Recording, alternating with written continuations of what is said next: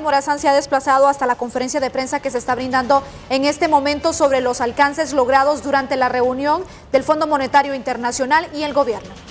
Si lo comparamos al 4.73 con que cerramos en diciembre, a pesar de estas presiones que hemos tenido básicamente en el primer semestre por mayores precios de derivados del petróleo. Como lo he explicado anteriormente, parte de políticas públicas de acceso al crédito, de apoyo al sector agrícola, asistencia técnica, sistemas de riego, ha contribuido a que por el lado de los alimentos no exista una presión y que todos sabemos que ejerce una presión fuerte a la inflación porque representa casi un tercio de ese movimiento de inflación. Por el lado de las reservas, también debemos de estar muy atentos y vigilantes a lo que es ese nivel y acumulación de reservas, a pesar de menores precios del café y mayores precios de derivados del barril de petróleo. También hemos tenido un repunte en la maquila, textil y arneses, que nos ha contribuido pues a que a la fecha no hayamos perdido reservas de cómo cerramos en diciembre. Así que hay que estar monitoreando estos factores que te mencionaba de inflación, acúmulo de reserva, y estar muy atentos a que no se nos vaya a distorsionar lo que hemos venido haciendo por muchos años. Gracias. Estas son las conclusiones de la 15ª Conferencia Regional de Centroamérica, Panamá y la República Dominicana, donde se realizó en Tegucigalpa entre el 26 y hoy 27 de julio, entre gobernadores de bancos centrales, ministros de finanzas y superintendentes de bancos de Centroamérica y funcionarios del Fondo Monetario Internacional. Continúa la comparecencia a esta hora de la tarde. El gobierno por el aumento de los combustibles recomendado por el Fondo Monetario. En Nicaragua también la crisis que hoy se vive se basó en el aumento de las pensiones recomendado por el Fondo Monetario. En Honduras ahora hay problemas también con los combustibles a partir del aumento del paquetazo fiscal del 2014. ¿Quién está fallando? ¿Las recomendaciones del Fondo o las aplicaciones que están haciendo los países? Gracias. Te agradezco la pregunta, Castillo.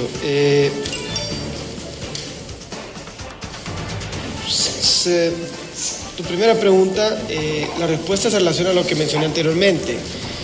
Aún el crecimiento económico a nivel mundial se mantiene, tal vez no al ritmo del año anterior, pero se mantiene, dado la política de expansión que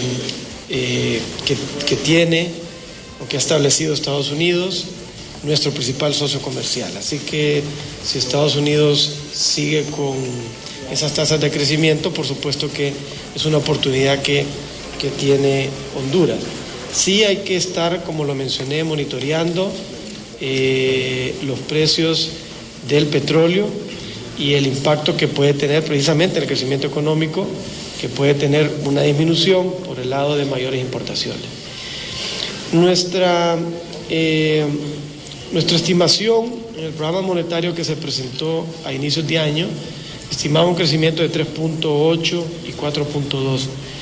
Y aunque hemos visto que es común una revisión a la baja, la revisión que hemos hecho nosotros no es tan significativa y nos mantenemos en 3.7. Así que de eso se trata sobre lo primero que tú preguntaste.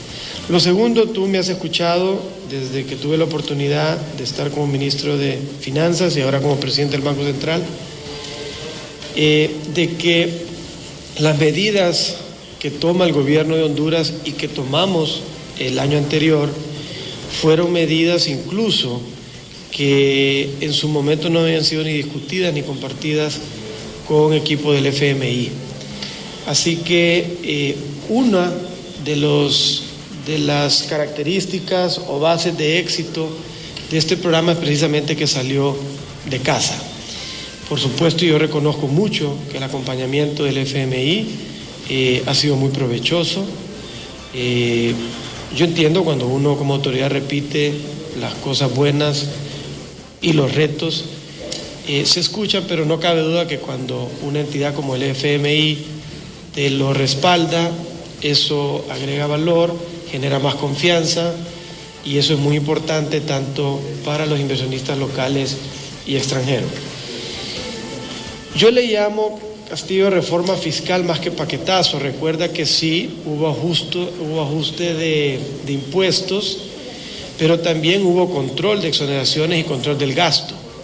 Hubo una ley de responsabilidad fiscal que nos llevó a reducir el déficit fiscal de casi 8 a menos de 3. Eso representó 32.000 millones menos de requerimiento de financiamiento, que hoy es dinero que queda en el mercado para personas naturales y jurídicas. Con el tema del combustible hubo un ajuste y ese ajuste nos ha permitido a mejorar la recaudación tributaria y por ende que en los últimos años se haya llegado a inversión pública como nunca antes visto, y el último año tú lo puedes ver, inversión pública de más de 33%, que fue precisamente uno de los factores que impulsó el crecimiento económico el año anterior y que a la vez generó bastante empleo en el sector construcción, además de facilitar la producción, reducir costos de producción por envío, recepción o envío de mercaderías, de personas y de seguridad de las mismas personas. Así que yo lo llamo como parte de una reforma fiscal que era necesario porque no se podía seguir en la situación en que estaba. Con el tema del combustible no se ha hecho nada diferente de lo que se viene haciendo en los últimos años. No ha habido ningún impuesto adicional desde diciembre del 2013 y lo que se hace es una revisión semanal de los precios del petróleo. Yo, para que haya conciencia de todos y buscando el apoyo de ustedes que son comunicadores, y disculpen si menciono el nombre, pero hay una nota muy interesante de un medio que hace una comparación de los precios del petróleo, de los precios de la gasolina, en Estados Unidos versus Honduras, y convierte ese precio en lempiras y hace un análisis cuya diferencia apenas son de 4 lempiras entre lo que cuesta un galón en Estados Unidos versus Honduras, a pesar de que Estados Unidos es productor. Lo que quiero decir así es que hay que tener mucho cuidado en no jugar con estos temas por sentido común. Los precios de los derivados del petróleo reflejan precisamente los movimientos del precio del petróleo en el mercado internacional. Y yo no voy a decir que no podemos hacer nada, claro que sí. Ser eficientes en los movimientos que hagamos en nuestros vehículos, ser eficientes en el uso de energía en nuestras casas y como lo mencioné hace un par de meses, que en mayo más bien la oferta de productos alimenticios hizo que la inflación haya sido menor producto de los altos precios de petróleo. Entonces ahí tenemos una salida, seguir con buenas políticas públicas de acceso al crédito, de apoyo al sector agrícola para que tengamos una buena oferta de alimentos. Gracias. Parte de las consideraciones de Wilfredo Cerrato, presidente del Banco Central de Honduras. Y una de las conclusiones son las proyecciones del crecimiento mundial, que se mantendrá firme entre el 3.9% en 2018 y 2019, pero los riesgos para las perspectivas están aumentando, según el FMI, en particular debido a las tensiones comerciales, las condiciones para la demanda y el financiamiento mundial se ha tornado un tanto más restrictiva y la recuperación de la demanda mundial no es tan robusta en todos los países como se había previsto, lo que ha incrementado los riesgos a la baja para la demanda externa de la región. Continúa esta comparecencia en las conclusiones de la Conferencia Regional de Centroamérica, Panamá y la República Dominicana. Escuchemos.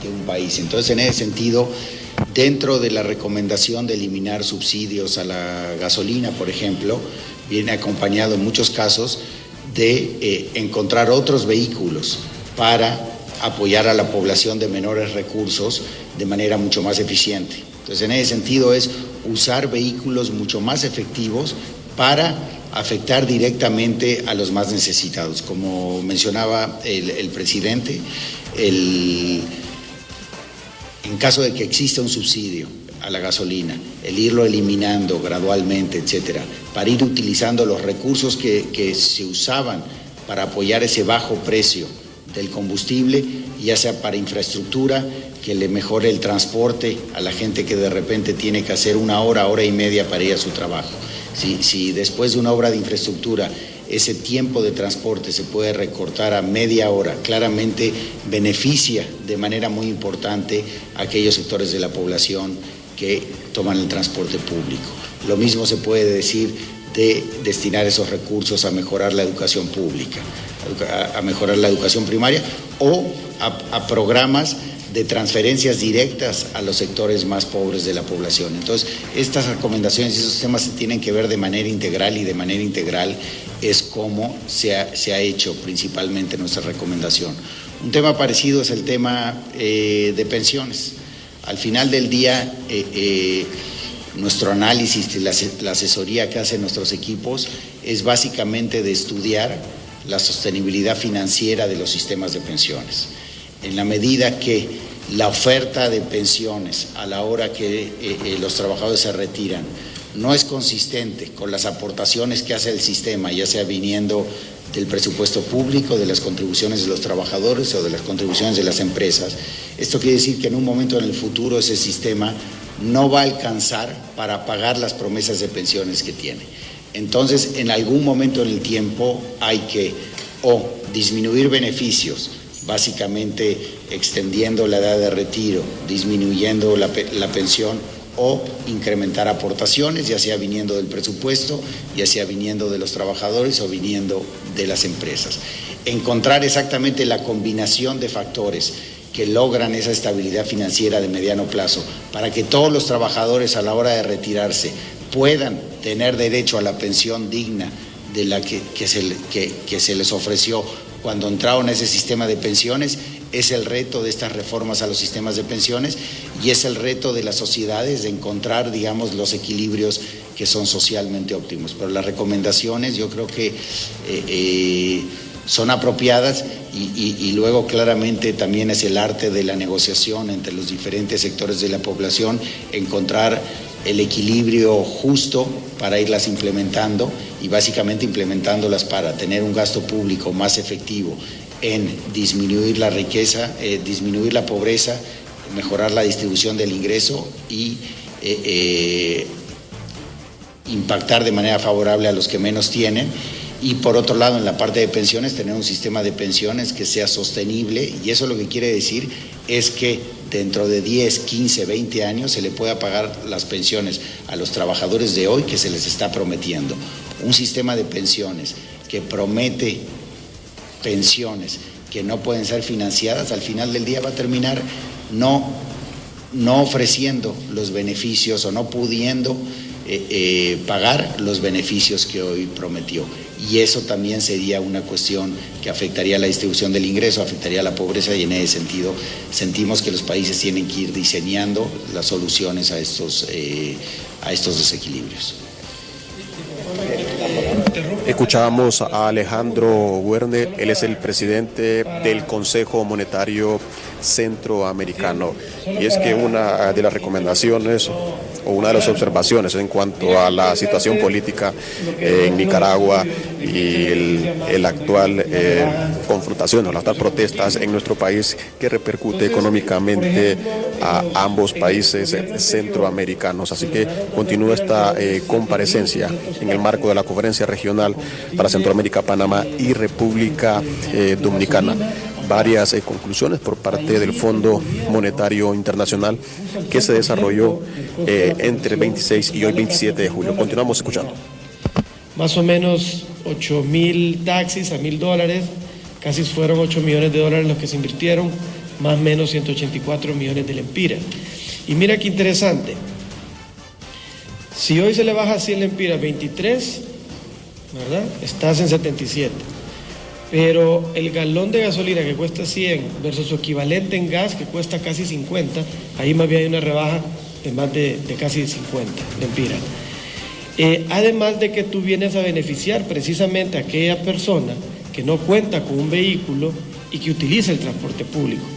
Y por supuesto, el convenio de esa conversión de casi 8.000 taxis fue a cambio de que no hubiera un aumento de la tarifa y por ende que no se perjudicara al usuario del transporte público. Así que es mejor creativamente ver dónde se invierten, si van a haber subsidios para que beneficien a la mayoría. Gracias.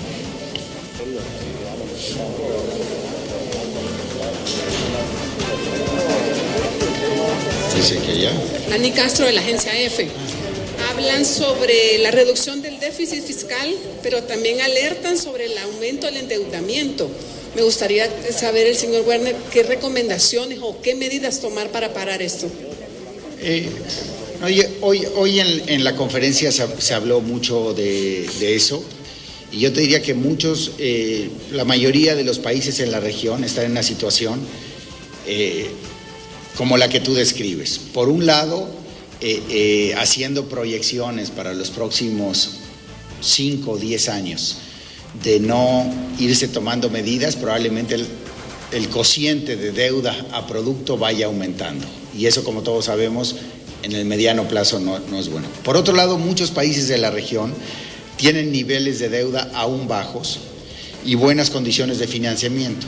Eso lo que nos dice es que el proceso de corrección de las finanzas públicas se puede dar a un paso relativamente lento, sin afectar a la actividad económica, pero ir logrando a través del tiempo la reducción en el déficit. Y eso es un poco, digamos, el trabajo que nuestros equipos, por ejemplo, si uno ve la situación de Honduras que describía el presidente, que en esa época era el ministro, claramente un déficit tan abultado como el que tenía este país hace 5 años, había que corregirlo rápidamente, porque si no, el gobierno no iba a conseguir financiamiento para hacer ese gasto, y la solución hubiese sido o inflación o una recesión muy, muy profunda.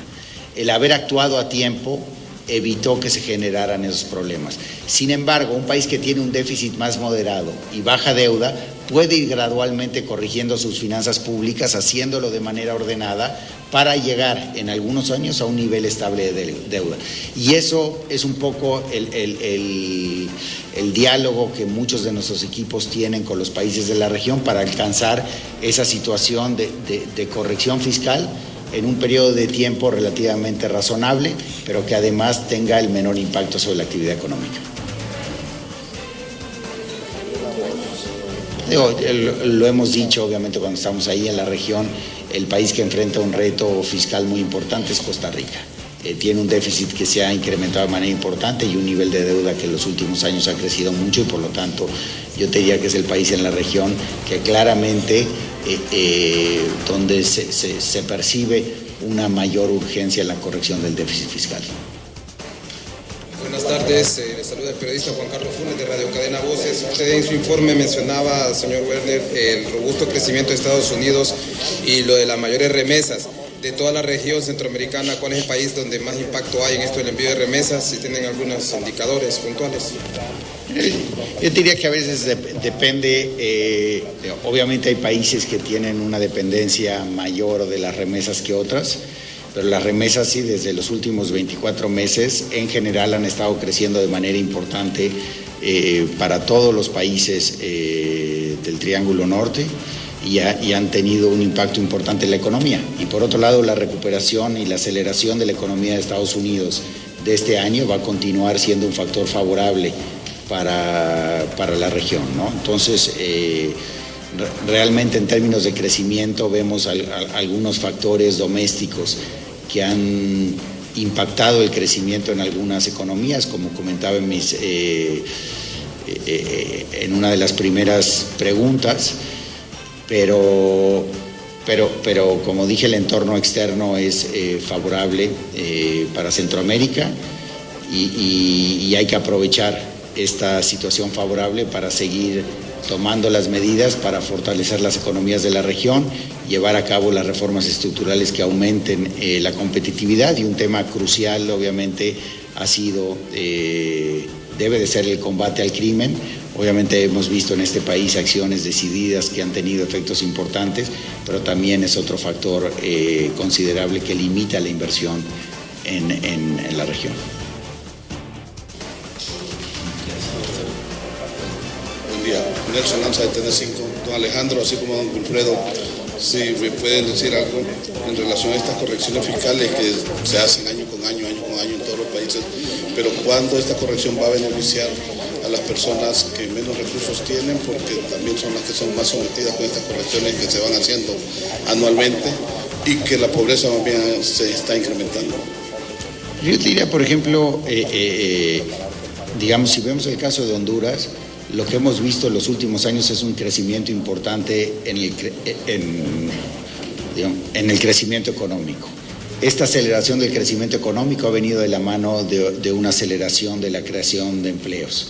Y esto ha beneficiado a la población, claramente. Entonces, el ordenamiento fiscal en este país ha tenido un impacto que creo que mientras más años pasen se va a ir viendo de manera más clara, pero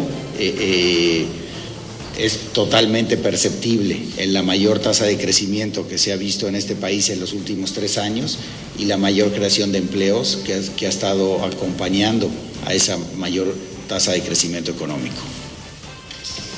Gracias.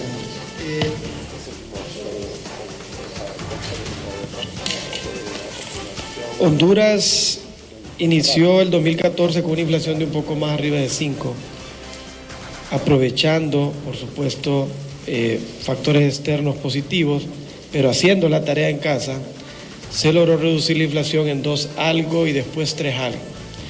Ahí tú tienes ya una mejora para no solo los que menos tienen, como tú preguntabas, sino para toda la población. Honduras en los últimos años es donde más inversión social ha tenido, a pesar de la meta que teníamos de reducir el déficit fiscal. Quiere decir que logramos reducir gastos innecesarios como un buen control de la planilla, siempre tuvimos recursos para más seguridad, tuvimos recursos para infraestructura sin descuidar el tema social. Entonces ahí va otro beneficio, en este caso, en base a tu pregunta, a los que menos tienen. Cuando el crecimiento económico crece, por fórmula, por donde tú lo quieras ver, quiere decir que hay más actividad económica. Y cuando hay más actividad económica, quiere decir que hay más empleo. Y cuando hay más empleo, hay más circulante. Y cuando hay más circulante, entre otras cosas, hay más compras y se benefician los supermercados, las fábricas. Y ese es otro beneficio que han dado estas medidas que hemos tomado. Y con el tema de reducción de la pobreza, me vas a disculpar que no estoy de acuerdo contigo, y voy a leer lo que dice el BID, no lo que dice el gobierno, sobre el programa de Bono Vida Mejor, donde dice el estudio resalta que 30,000 hogares salieron de la pobreza extrema, reduciéndose el indicador de 71.8 a 59.6. Entonces, cuando tú dices que aumentó, estás equivocado, acá lo refleja que es menor. Si nos ponemos a hablar de que si es alto o es bajo, indiscutiblemente que hay que trabajar más. Y si lo logramos bajar en 10, mañana vamos a querer seguirlo bajando más y más, hasta lograr el bienestar de la mayoría. Gracias. Bien.